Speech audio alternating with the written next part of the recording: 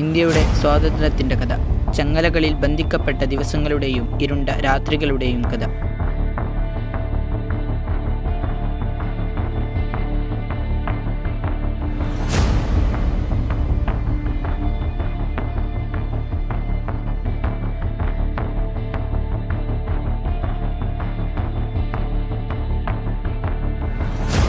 ആയിരത്തി 1857 British east India company സൈനികർക്ക് ഒരു പുതിയ തരം എൻഫീൽഡ് റൈഫിൾ നൽകി. വെടിയുണ്ട നിറക്കാനവ പല്ലുകൊണ്ട് കടിച്ചു തുറക്കേണ്ടി വന്നു. ഇത് ഹിന്ദു മുസ്ലിം സൈനികരുടെ മതവികാരങ്ങൾക്ക് എതിരായിരുന്നു. കാരണം വെടിയുണ്ട ഗ്രീസ് കൊണ്ടാണ് നിർമ്മിച്ചത്. ഇതിനെതിരെ മംഗൾ പാണ്ഡെ എന്ന പോലീസുകാരൻ ശക്തമായി തന്നെ പ്രതികരിച്ചു. അദ്ദേഹം ആദ്യ രക്തസാക്ഷിയാവുകയും ചെയ്തു. മംഗൾ പാണ്ഡെയുടെ രക്തസാക്ഷിത്വം വെടിമരുന്നിൻ്റെ കൂമ്പാരത്തിലെ ആദ്യത്തെ തീപ്പൊരിയായിരുന്നു. ഈ തീപ്പൊരി വളരെയധികം തന്നെ ജ്വലിച്ചു. രാജ്യം മുഴുവൻ കലാപത്തിൻ്റെ തീയിൽ എരിയാൻ തുടങ്ങി. ബ്രിട്ടീഷുകാർ ഈ കലാപത്തെ നിഷ്കരുണം തന്നെ നേരിട്ടു. ബ്രിട്ടീഷ് സൈന്യം ഡൽഹി പിടിച്ചെടുത്തതിനു ശേഷം അവസാനത്തെ മുഗൾ ചക്രവർത്തി ബഹദൂർ ഷാ സഫറിനെ അറസ്റ്റ് ചെയ്തു. ലക്ഷക്കണക്കിന് ഇന്ത്യക്കാരെ ക്രൂരമായി കൊലപ്പെടുത്തി. ഇതോടെ സ്വാതന്ത്ര്യ സമര ചരിത്രത്തിലെ ഒരു യുഗം അവസാനിച്ചു. 1919 ബ്രിട്ടീഷുകാർ കൊണ്ടുവന്ന റൗലറ്റ് നിയമത്തിനെതിരെ പ്രതിഷേധിച്ച് ആയിരക്കണക്കിന് ആളുകൾ ജാലിയൻ വാലാബാഗിൽ ഒരുമിച്ചുകൂടി.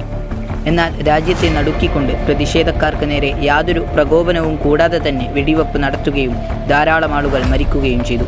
അഹിംസാത്മകമായ ഒരു സമരരീതിക്കാണ് ഗാന്ധിജി ആഹ്വാനം ചെയ്തത്. 1917 ചമ്പാരൻ സത്യാഗ്രഹത്തിലൂടെയാണ് ഇത് ആരംഭിക്കുന്നത്. ബ്രിട്ടീഷ് ഉൽപ്പന്നങ്ങൾക്ക് പകരം സ്വദേശീയ ഉൽപ്പന്നങ്ങൾ ഉപയോഗിക്കുക എന്നതായിരുന്നു പ്രസ്ഥാനത്തിൻ്റെ പ്രമേയം. ബ്രിട്ടീഷ് സർക്കാർ ഉപ്പ് പോലുള്ള ഒരു അടിസ്ഥാന ഉൽപ്പന്നത്തിൻ്റെ ഉൽപ്പാദനവും വ്യാപാരവും നിരോധിച്ചിരുന്നു. ബ്രിട്ടനിൽ നിന്ന് വരുന്ന ഉപ്പിനു പോലും കനത്ത നികുതി ചുമത്തി. സ്വാതന്ത്ര്യത്തിനായി പോരാടാൻ ഗാന്ധിജി ഉപ്പ് ഒരു മാരകായുധമായി തിരഞ്ഞെടുത്തു. ദണ്ഡി കടൽ തീരത്ത് ഗാന്ധിജി ഒരു പിടി ഉപ്പ് എടുക്കുകയും ഈ നടപടി ബ്രിട്ടീഷ് സാമ്രാജ്യത്തിൻ്റെ അടിത്തറ ഇളക്കുമെന്നും പ്രഖ്യാപിച്ചു. ഉപ്പ് നിർമ്മിച്ചുകൊണ്ട് അദ്ദേഹം നിയമം അന്ന് ലംഘിച്ചു.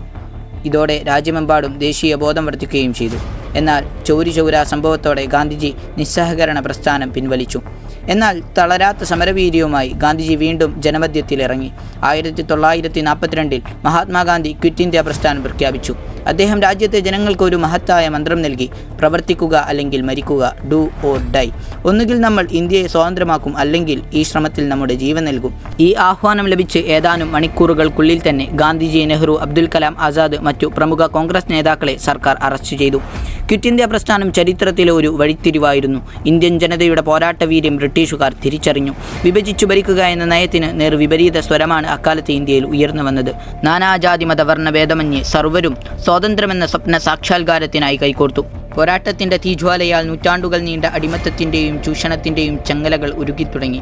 വഴിയിൽ പലരും വീണെങ്കിലും അവശേഷിച്ചവർ തളരാതെ ശബ്ദിച്ചുകൊണ്ടിരുന്നു. അങ്ങനെ ഓഗസ്റ്റ് 14 അർദ്ധരാത്രിയിൽ ലോകം ഉറങ്ങവേ ഇന്ത്യ എന്ന മഹാരാജ്യം തങ്ങളുടെ പ്രതാപത്തിലേക്ക് ഉയർത്തെഴുന്നേറ്റു. പിംഗലി വെങ്കയ്യ രൂപകൽപ്പന ചെയ്ത ത്രിവർണ്ണ പതാക വാനിലുയർന്നു. ഓരോ ഇന്ത്യക്കാരൻ്റെയും രോമങ്ങൾ ദേശസ്നേഹത്താൽ കോരിത്തരിച്ചു.